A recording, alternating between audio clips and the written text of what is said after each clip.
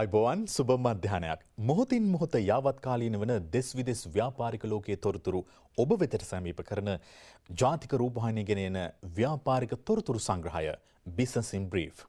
මේ යොමු වන්නේ අදට නියමිත Business in Brief පෙළ ගැස්ම වෙතට.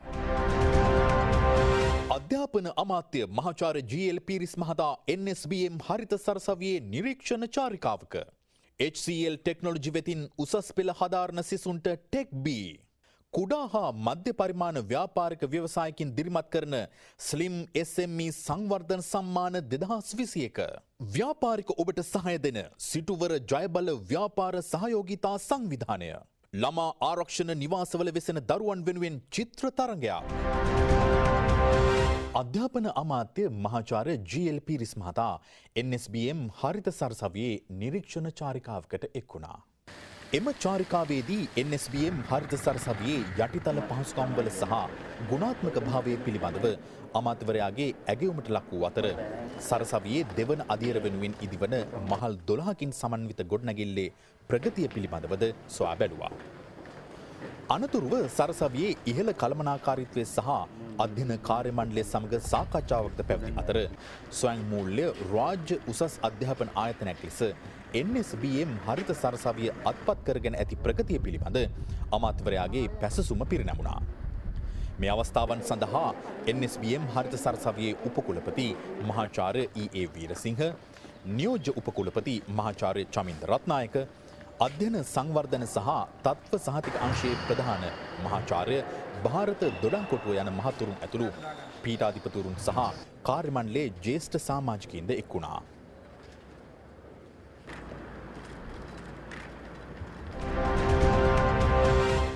උසස් පෙළ හදාරන සිසුන් වෙනුවෙන්ම දියත් කිරීමට බලාපොරොත්තු වන ටෙක් B වැඩසටහන සඳහා සිසුන් තෝරා ගැනීමට HCL ටෙක්නොලොජි ආයතනය කටයුතු සූදානම් කර තිබෙනවා. මෙම වැඩසටහනට ඇතුළත් වීමට මූලික සුදුසුකම් සපුරන සිසුන් ඔන්ලයින් ඔස්සේ පවත්වනු ලබන HCL CAT නැමැති වෘත්තීය යෝග්‍යතා පරීක්ෂණයට මුහුණ දිය යුතු වනවා. HCL CAT යනුවෙන් අදහස් කරන්නේ ගණිතමය සංඛ්‍යාත්මක අපෝහණය, quantitative reasoning mathematics, තර්කානුකූල අපෝහණය, logical reasoning සහ ඉංග්‍රීසි භාෂාව යන විෂයන්හි සිසුන්ගේ යෝග්‍යතාවයයි. එය මැන බැලීම මින් සිදු කරනවා.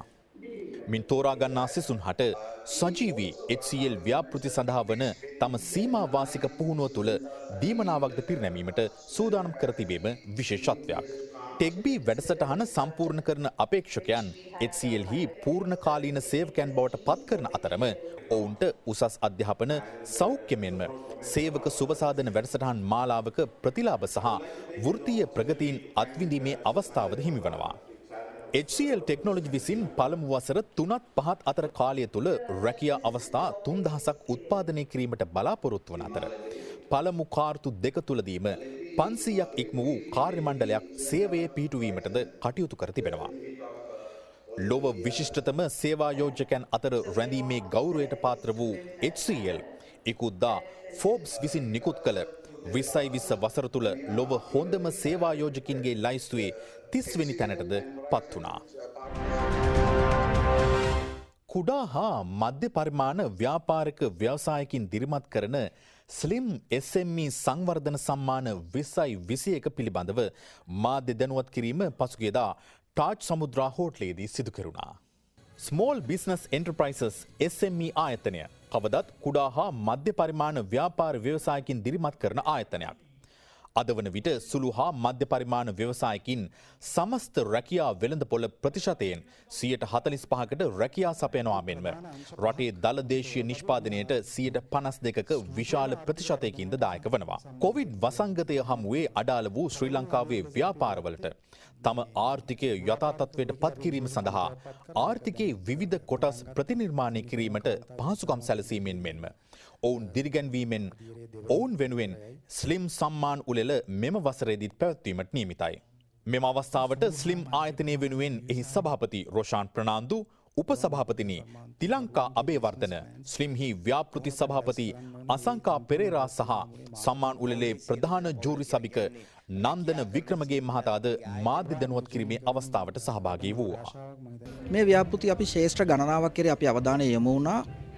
මෙතනදී අපි අඳුනාගත ශේෂ්ත්‍රයක් තමයි කුඩා හා මධ්‍ය ව්‍යාපාර ශේෂ්ත්‍රය. ඒගොල්ලෝ ලංකාවේ සිටුව මේගොල්ලන්ගේ ලංකාවේ ආර්ථිකයට GDP එකට 152කට වැඩි ප්‍රමාණයක් දායක වෙනවා. ඒ වගේම අපි ගත්තොත් ලේබර් ෆෝස් එක කියන්නේ සේවකයන් 45ක් පමණ සේවය කරන මේ කුඩා හා මධ්‍යම ව්‍යාපාරවල සම්බන්ධව. ඒතර අපි තේරුම් ගත දේ තමයි ශ්‍රී ලංකා අලවිකාරණ ආයතනයේ වශයෙන් අපි පහුගිය අවුරුදු කිහිපයක් මේගොල්ලොත් එක්ක වැඩ කළා. අපි තේරුම් ගත දේ තමයි මේගොල්ලන්ට අලවිකාරණයේ සම්බන්ධිතින් දැනුම අපි කොහොමද මීට වඩා පුළුල් කරන්නේ, අපි කොහොමද මේගොල්ලන්ට මේ ව්‍යාපාර ඉදිරියට රැගෙන කොහොමද මේගොල්ලන් ප්‍රොඩක්ට් සර්විස් සමාජගත කරන්නේ. එතකොට මේවා ජාත්‍යන්තර වෙළඳ පොරක් නිර්මාණය කරන්නේ කොහොමද? මේ සම්බන්ධව අපි හඳුනාගත්ත ගැප්ස් කිහිපයක් අපි අඳුරගෙන මේ සම්බන්ධව අපි තීරණයක් අපි ශ්‍රී ලංකා අලවිකාරණ ආයතන වතින් තීරණය කරා. අපි මේගොල්ලන්ව රෙකග්නයිස් කරන්න ඕනේ, රිවෝඩ් කරන්න ඕනේ කියලා අපි වැඩසටහනක් ආරම්භ කරා. SME ඩෙවලොප්මන්ට් අවෝඩ් කියලා. මේ අවෝඩ් එක අපි කරන්නේ කුඩා මධ්‍ය පරිමාණ ව්‍යාපාරිකයන් GDP එකට සිජුවම දායක කරන ගමන්ම ඒගොල්ලන්ගේ ව්‍යාපාර ethical business අපි කියනවා professional business සහ කියන්නේ කොහොමද අපි වෘත්තිමය ව්‍යාපාරිකයෙකු වෙන්නේ, කොහොමද අපි සාධාරණ ව්‍යාපාරයක් කරන්නේ, අපි කොහොමද සමාජයට වැදගත් සහ ව්‍යාපාර ඉදිරියට රැගෙන යන්නේ, කොහොමද මේ සම්බන්ධව පුළුල් අවබෝධයක් ලබා දෙනවා. මේගොල්ලන්ගේ දැනුම අපි මීට වඩා ඉදිරියට අරන් යන අලවිකරණය සහ අනිත් ශේෂ්ත්‍ර වලින්. හදිසි බැංකු කටයුතු වලට හොඳම BOC ස්මාර්ට් ඔන්ලයින් බැංකින් තමයි. ඒක හරිම ආරක්ෂිතයි.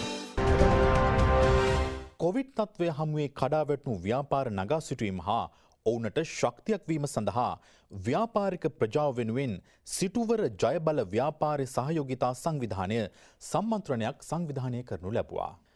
දැඩි නීති වෙනුවට බැංකු හා මූල්‍ය ආයතනයන් සමග රජය ව්‍යාපාරිකයන් වෙනුවෙන් නම්‍යශීලීව කටයුතු කළ යුතු ආකාරය කෙසේද යන්න පිළිබඳව මෙන්ම ව්‍යාපාර කඩාවැටීමට ඉඩ නොදී ඒවායේ පැවැත්ම සඳහා බැංකු හා මූල්‍ය ආයතන කටයුතු කළ යුතු ආකාරය පිළිබඳව සාකච්ඡා කිරීමක් මෙම සම්මන්ත්‍රණයේදී සිදු කෙරුණා. බැංකු හා මූල්‍ය ආයතන කටයුතු කරන ආකාරය විධිමත් කිරීමක් සිදු කළ යුතු බවත් වෙනත් රටවල් සංවර්ධනය වීමේදී ව්‍යාපාරවලට දුන් සහාය හා අප රට සංවර්ධනය කිරීම සඳහා ව්‍යාපාරවලට ලබා දිය යුතු සහාය පිළිබඳව මෙම සම්මන්ත්‍රණයේදී වඩා දීර්ඝව සාකච්ඡා කෙරුණු කරුණක්. මේ අවස්ථාව සඳහා ව්‍යාපාරිකයන් මෙන්ම ජනතාවද සහභාගී වූ අතර විෂය ප්‍රවීණයන්ගේ අදහස්ද මෙහිදී පළ කළා. අපි දන්නා ඇත්තටම පෞද්ගලික කාලයේ මේ COVID-19 පස්සෙත් එක්ක රජය ලබා දීපු සහන කාලය ගිය මාසේ 30 මාසේ අවසන් වෙනකොට අවසන් වුණා. ඉතින් ඇත්තටම ඊට පස්සේ මේ බැංකු සහ මුල්‍ය ආයතන කටයුතු කරන ආකාරය, ව්‍යවසායකින්ගේ වෙනුවෙන් කටයුතු කරන ආකාරයේ ලොකු වරදක් තියෙනවා. ඉතින් මේ ගිවිසුම් මත පදනම් වෙලා ඇත්තටම ව්‍යවසායකින්ට හානි වෙන ආකාරයෙන් ණය ගෙවා ගන්න බැරුව යන ආකාරයේ එහෙම නැත්නම් ව්‍යවසායකින්ට ව්‍යාපාර පවත්වාගෙන යන්න බැරි වෙන ආකාරයේ යම්කිසි පීඩනයකට නැවතත් මේ රටපත් වෙලා තියෙනවා. ඉතින් අද දවසේදී අපි මේ සම්මන්ත්‍රණය පවත්වන්න ප්‍රධාන හේතුව තමයි ඇත්තටම අපිට මේ බැංකුකරණය තුළ වෙනස් වෙන්න ඕන කරුණු ගොඩක් තියෙනවා. අපිට අවශ්‍ය වෙනවා මේ රටට ඔබින නව බැංකුකරණයක්. අපිට අවශ්‍ය වෙනවා ව්‍යවසායකයට ඔබින වර්තමාන බැංකුකරණයක්. අන්න ඒක අපි රටට කියන්නට එහෙම නැත්නම් අපේ බැංකුකරුවන්ට මේ පණිවිඩය දෙන්නට, ඒ වගේම රජයට මේ පණිවිඩය දෙන්නට තමයි අද දවසේ මේ සහනය නිසා වෙච්ච අසහනය කියන මාතෘකාව තුළ අපි මේ කතිකාව අද දවසේ ගෙන යනවා. ඉන්දියාව බංග්ලාදේශය හා නේපාල යන රටවල් වලින් පැමිණි ළමුන් 160කට ආසන්න පිරිසකගෙන් සතුම්ලත් කොළඹ එක්ස්පෙක්ට්ස් කල්චරල් ඇසෝසියේෂන් විසින් දෙවන වරටත් ළමා ආරක්ෂණ නිවාසවල වෙසෙන දරුවන් රැසක් සඳහා මෙහෙවුණු ලැබූ චිත්‍ර තරඟය සාර්ථක අන්දමින් සිදු කරනවා. මෙම කලා තරඟයේ දෙවන වටය දිවයින පුරා ළමා ආරක්ෂණ නිවාසවලින් තෝරාගත් පළමු වටේ විවිධ වයස් කාණ්ඩවල ජයග්‍රාහකින් 60 දෙනෙකු සඳහා පවත්වන ලද අතර දෙවන වටේ ජයග්‍රාහකීන්ට පෑන් ඒෂියා බැංකුව විසින් ඉතුරුම් ගිණුමක් ලෙස මුදල් පරිත්‍යාග පිරිනැමුණා.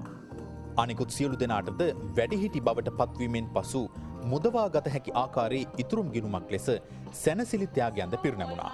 ඒ අනුව ලබා දෙන ලද මුළු ත්‍යාග මුදල රුපියල් 11,85,000ක්.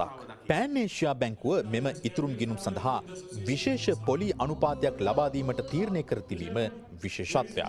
එය සාමාන්‍ය පවතින තත්ත්වයට වඩා ඉහළ මට්ටමක පවතින අතර එය මෙම දරුවන් වැඩිහිටි වියට එළඹි විට ඔවුන්ට ජීවිතයේ ආරම්භයක් ලෙස දීමට දරන ලද සාර්ථක උත්සාහයක්.